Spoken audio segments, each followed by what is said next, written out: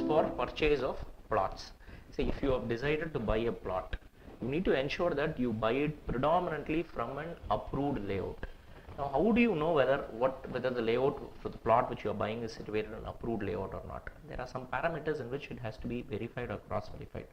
Check whether the concerned authority which is giving the permission for this property or plot which you are buying, check whether they have given the necessary permission for approval of this layout by virtue of certain layout proceedings which have been issued.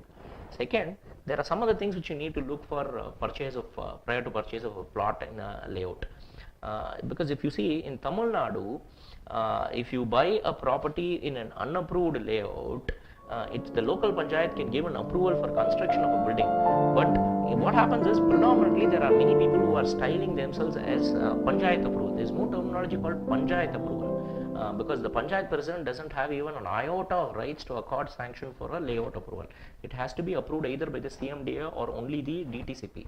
So if there is something called panchayat approval, you stay away from purchase of those kinds of properties where the builder or the developer styles that as a panchayat approval. Because a panchayat approval is as good as no approval at all. Apart from that, there are some other things which you need to look out for prior to purchase of a plot and a layout. Like you have to check for the title deeds for the last 30 years, encumbrance certificates for the last 30 years. You check the authenticity of the owner by cross-checking whether the owner has got the revenue record for the property. Plus, apart from that, you also check the other details relating to the layout, like in case there is a gift deed which has been executed in favor of the local body for roads and development purposes. Those areas you check. For the layouts which have been accorded by CMDA and DTCP, you can also go to the website and cross-check, because there are some very good online mechanisms that are available in Tamil Nadu for cross-checking these layouts also, whether the same has been accorded by the concerned local body. That also you can check online.